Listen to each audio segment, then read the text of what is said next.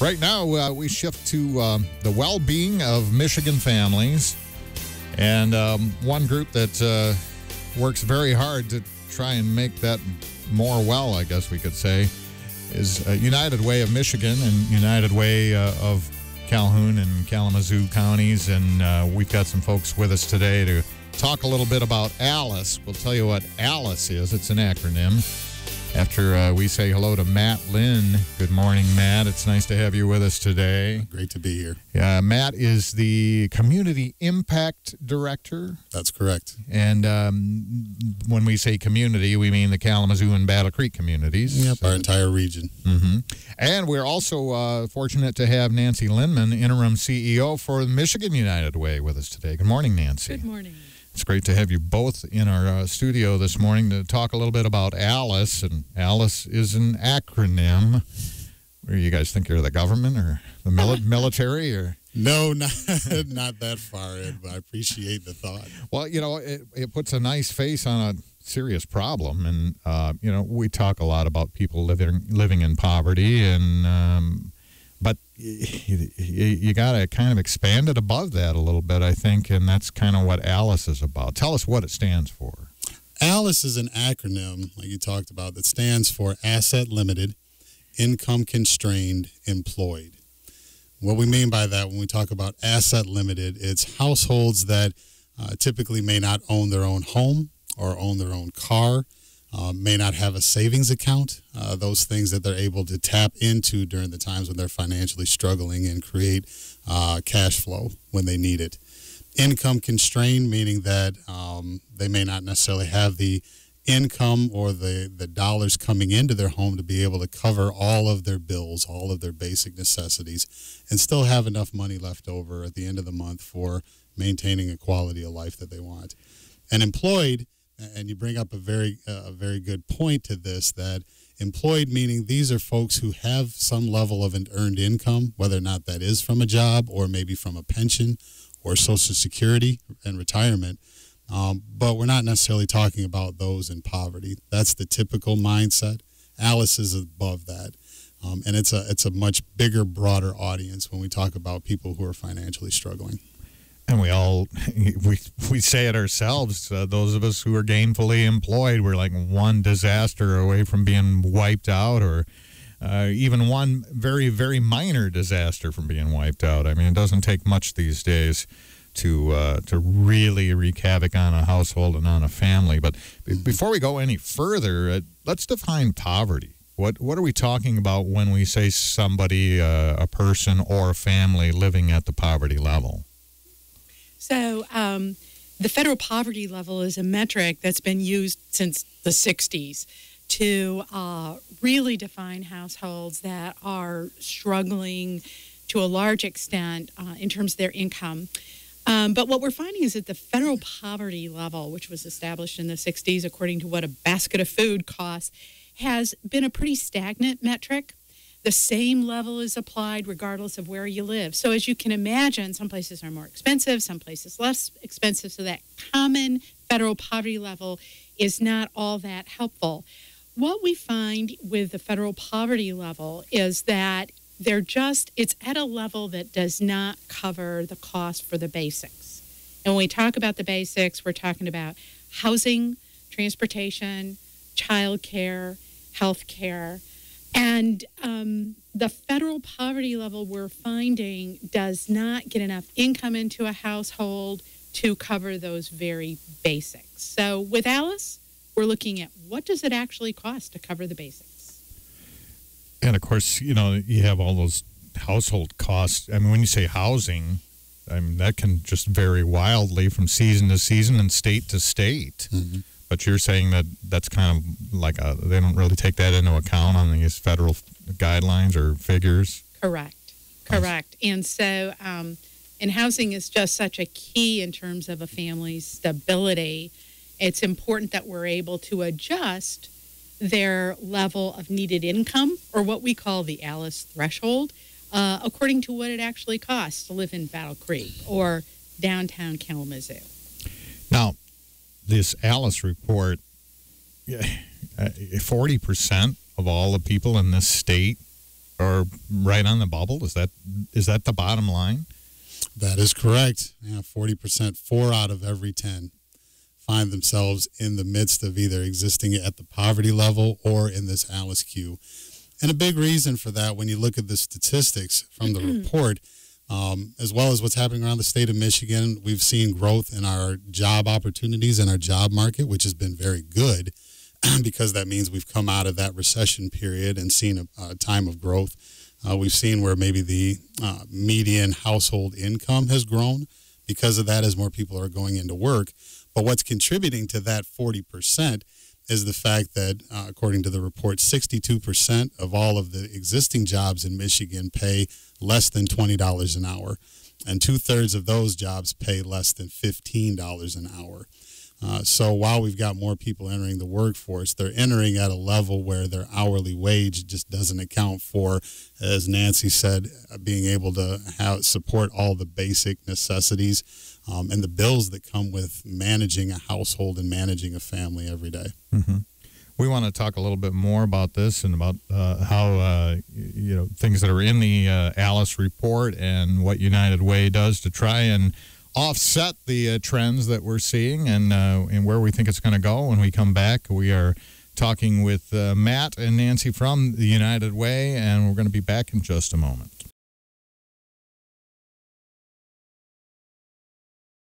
We're talking with some folks from United Way.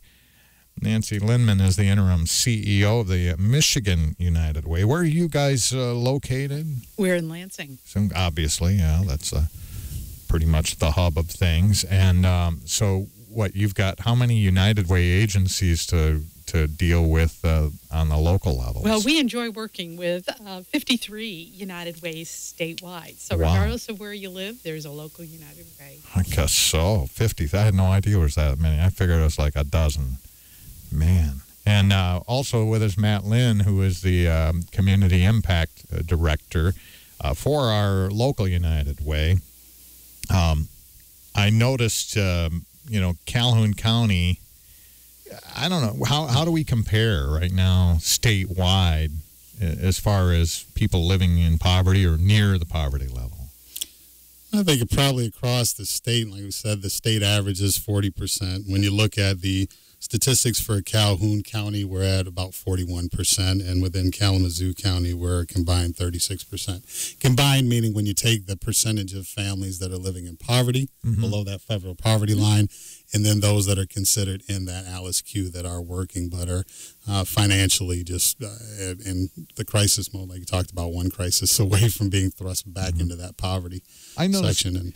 I notice we're not using the term working poor. Is that the one we're trying to get away from using? Yeah, the idea, this is the second iteration of the report we're talking about. The first came out in 2014, and that was one of the big pushes, is to try to move away from maybe using a negative connotation with the idea of working poor and really put a light more on the emphasis of working individuals. And a lot of that is to maybe cast some of the assumption that come with poverty. Are families who would be at one time considered working poor. These are folks who are working hard every day. And we see them every day when we talk about who is Alice. These are our child care providers and our nurses and the ones that fix our cars. So we interface with these folks every single day, and to give them a real face and a real voice is what our interests are through this. I looked at the counties kind of across our southern tier just to compare Calhoun County. And our neighboring counties of Jackson and Berry seem to be doing a lot better. I mean, at 36% compared to 41% for Calhoun County. And Kalamazoo, no surprise here, doing pretty well, 36% as well. But I was shocked that Branch County is 46%, one of the highest in the area. What's the reasoning for that? Do we know? I mean, might be a multitude of variables that exist there. Some of it being that it's more rural and it's a little more spread out. Potentially, when you talk about where their workforce is, you have more folks that are working in manufacturing industries, and those tend to be more in that space when we talked about the $20 an hour or $15 an hour as far as wage grade. And when you look at certainly the cost of living differences that exist from one county to the next. Those all play factors in how you consider what's a livable wage within those areas, and what does it really cost to be able to maintain a household per county. I think that's the great thing about the report, is you get some of that differentiated data from county to county. Well, we've certainly seen that shift in manufacturing. Anybody who works here in Battle Creek at Fort Custer knows that, the days of the $20 and $30 an hour jobs are gone, and we're certainly seeing that. And I guess Coldwater certainly would also fall in that category with their industrial park, but more and more of those jobs now are more like $15 an hour. Right. When we look statewide, 62% of our jobs are below $20 an hour. And then 60% of those jobs are below $15 an hour. Mm-hmm. So when we talk about what it takes for a family of four to just meet the basics on those 5 very basic things, it takes $28 an hour to support an Alice household, to get them to that threshold where they can cover those basics. I was looking closer at Calhoun County. Now, no surprise that Albion City is at 61%, a community that struggled with wages and jobs for quite some time. But Battle Creek City at 47%, and Springfield at 52%. Those are pretty high. Yeah, when you talk about, certainly in the context of the greater county, they do stand out within the data report as being 2 areas based on the population size by census that tend to be on the high mark. I think the interesting thing when you talk about Battle Creek as a whole, we do have a thriving small business sector as well, where we have those that are small mom and pop, type smaller companies. They employ maybe less than 50 people, in some respects maybe even less than 10. But certainly when we talk about employment, these are the Alice folks we're talking about, those that may work in some of those small business sectors. But when you talk about the economic viability of a community, you have to have a strong small business sector as much as you do a large business. I think that's the great thing about Battle Creek and Kalamazoo, is you have thriving sectors in both small, mids, and large size companies. So what does that mean? That means that there are jobs available for folks, and there are the opportunities for people to be able to get employed, to be able to create an earned income, but still need public services in order to make ends meet. And that's where United Way and the support we provide for now over 130 programs to connect with Alice populations and Alice families comes into play. Let's come back in just a moment, and let's spend the rest of our time focusing on some of those programs, some of the things that United Way is doing in communities here in Michigan.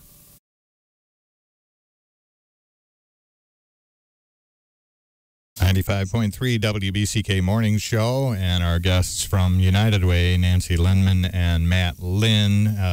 Tell us, what does United Way do to try and offset all of this problem that we have 40% of people in Michigan struggling to make ends meet? Well, I think opportunities like this to get the word out to the broader community and really talk about and raise awareness around what is Alice, what is this population, what are the struggles they have is a good first step. And using mediums to do that is really very important, not just for our region, but across the state. Taking the opportunity to talk about the realities, for Alice. So one of the big key things that you'd find in the report is data that speaks to inequities around age. The fact that we have aging population in Michigan and we have more people that are working longer is a big factor when we talk about who is Alice. When we talk about gender issues, or we talk about race and ethnicity differences. One of the interesting facts when we talk about unemployment is overall, in the state, we may be at a 4 to 7% unemployment rate, which is good. But when we talk about our African-American population, that number is 2 times higher than the overall or Latino-Hispanic community, that's right around 2 times higher. So how do we address those realities, and how do we use the data in the report to enact a real conversation about how can we look at change in more real time instead of based on assumptions? Well, obviously, the job sector is kind of shifting more toward technology-based as opposed to manufacturing based. How does United Way address that need? Well, it's supporting programs and services that really are attuned to what's happening within the condition. So we talk about now, we do have a growing technology and automation push within our job market.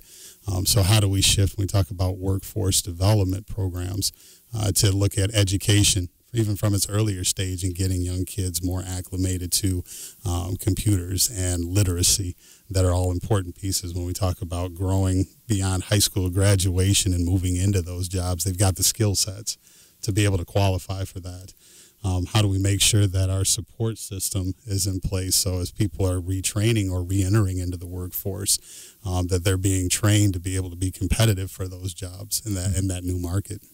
Where can we go to find out more about programs, about how we can get involved, how we can help, maybe even read this Alice report? Sure. The report is available online, so just www.michiganalice.org. And certainly link with your local United Way. That's really how you can get involved in terms of coming together as a community to shine a light on Alice and lift Alice households up and over that threshold. And on the local front, you can go to www.changethestory.org. That's our United Way of the Battle Creek and Kalamazoo region website. We've got a link to the report, plus you can also find information on how you can support programs that are meeting the needs of Alice households, either through volunteering, through advocacy. We talk a lot about getting communication to our local legislators on this, as well as contributing to the programs and services we support in our region. ChangeTheStory.org. For more information on your local United Way, Matt, Lynn, Nancy Lindman, thanks very much for joining us this morning. Thank you. My pleasure.